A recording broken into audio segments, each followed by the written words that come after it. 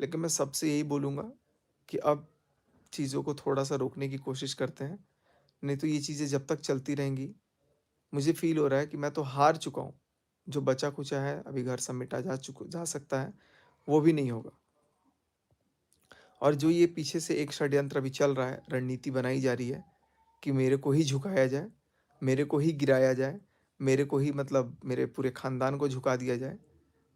तो मैं ये समझता हूँ कि अगर भगवान चाहता होगा कुछ, तो भगवान न्याय ही करेगा। कभी अभी तक जो हुआ, जैसा भी हुआ, देखो सब ऊपर वाले की मर्ज़ी से होता है, मैं ये मानता हूँ। और अगर अभी उन्होंने जैसा चाहा वैसा ही होगा। बट मैं सबसे एक निवेदन करूँगा कि आप लोग जितना मेरे को बोलना है ठीक है बोलो, क्योंकि गलती देखो मैं बराबर का हकदार हूँ। आप ज़्यादा ही समझ लो मेरे को, मैं अपने आप को इतना बोल दे रहा हूँ कि मैं ज़्यादा ही गलत आप बोल दो। लेकिन मैं अब चाहता हूँ कि कोई भी चीज़ किसी भी तरह से अब इसको पोकिंग पोकिंग नहीं किया जाए, क्योंकि अभी भी मैं देख रहा हूँ कि कुछ लोग इंटेंशनली मनीषा के नाम का नेगेटिव कमेंट रख रहे हैं, ताकि मनीषा की एक नेगेटिव छवि बनाई जाए।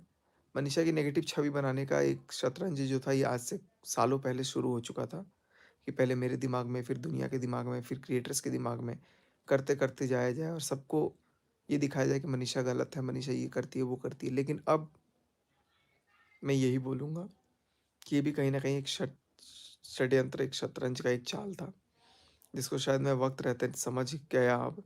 और अभी भी यही कोशिश की जा रही है कि मेरे लिए या मनीषा के लिए ही सिर्फ़ नेगेटिव कमेंट रहें और वही सिर्फ़ दिखे लोगों को। और पहले तो कमेंट नहीं भी रहते हैं, लेकिन अब कमेंट रहें तो सिर्फ़ नेगेटिव ही रहें। और मेरी बोलने की आज़ादी छीन ली गई ताकि मैं कोई चीज़ ना बोल सकूँ।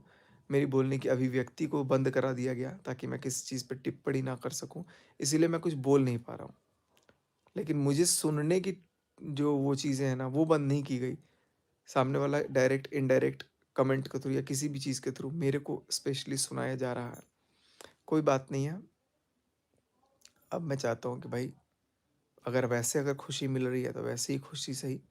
लेकिन अगर दिमाग में ये बैठ रहा है, देखो अगर बात ईगो पे आएगी, बात घमंड पे आएगी ना, तो झुकने-झुकाने की बात नहीं है। मेरे अंदर ये चीज़ें हैं ही नहीं, आज भी नहीं है। मैं गुरूर लेकर के नहीं चलता हूँ या घमंड लेकर के नहीं चलता हूँ।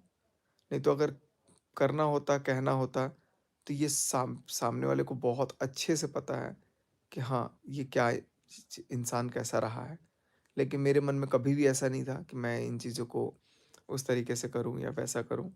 वो मेरे को कहीं न कहीं मजबूर किया गया, बोला गया कि नहीं करो, ऐसा ही करो, दम है तो करके दिखा, जा जो करना है कर ले। तो वो सारे शब्द थे जो आवेश में आकर के मुझे मजबूर कर दिए।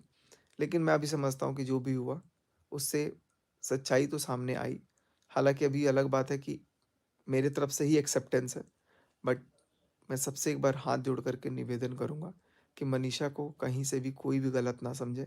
मनीषा की 1% भी इसमें कोई गलती नहीं है। जो भी